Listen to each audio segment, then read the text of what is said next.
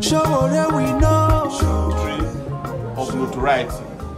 That the person who destroyed a bank, known as Societe General Bank, destroyed Kwara State Trade Bank.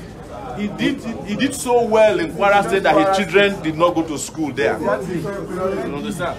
So that is Saraki's story.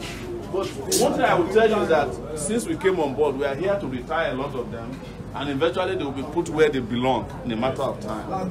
It's the same way I feel about Buhari. You understand?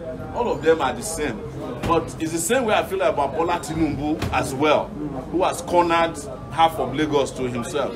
We have to break their stranglehold on these places so that this country can experience liberation. I don't want any of you to be under the illusion that the Saraki, Tinubu is better than Saraki. Every thief is a thief. Yes. So on Olukoya, it's very important because this is the latest that happened. I have done reporting on a lot of places, all the cabals in this country. And you know, in this country there are religious cabals, there are political cabals, traditional cabals, economic cabals. So I've touched all of them. It's not only Olukoya. You remember the one that was sleeping with the prostitute in Canada, Otobo? The pastor in Suleiman. That one sued me too. In case of Olukoya had churches all over the world. And after a while, they set up all these pastors to be sending money to them. The pastors also become greedy. They stop sending money to the Home Office. So he sued his pastor in the US, in Maryland, asking him to relinquish the property. 1 second, let me finish. Asking him to relinquish the property that they both own together. That pastor challenged him in court. In the process of challenging Olukoya, the pastor now spilled on Olukoya that Olukoya has been importing books into the US as non-profit, but when they sell them, he collects them back as profits. So that was my job, was to report on all of these shenanigans going on. So he sent a message here to me in this office, sent one guy to come and meet me that he wants to meet.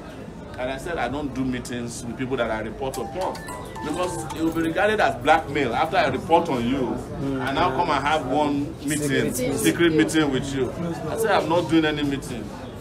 They said, the guy even came back to me and said, since you are running for president, the man can bankroll you. I said, I don't need his money. I don't need his money. I need the support of Nigerians. And the moment Nigerians support us, we'll win the election, hands down. Of course. So it was then that he then went and looked for a judge in Uyo.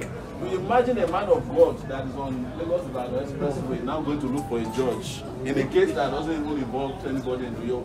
My suspicion is that they found a judge who is probably a member of their church, who said that they will teach SOWORE a lesson. It's not going to happen. We are creating a country where there will be equality and equity. And I've asked him to take me to court like Fela used to say, make it carry me go court, I go open book for him. But I don't want anybody who is a member of their church to feel that a man of God is God. Yeah, a man of God is not God. They are businessmen like every other person you see out there. And when we challenge them, they go to court because they realize that God does not fight, the cause of injustice. So they have to go to the human court. Otherwise, God can fight for all his servants, right? But the moment you see a man of God who say he's powerful, who can cure diseases, who now run to court, you know that God has told him that he cannot support what he's doing. That's what I can tell you. Yes, God probably sent him a memo that this particular case, you have to handle it by yourself. Otherwise, God can handle any case. Yeah. Thank you, sir. So we'll go to outside.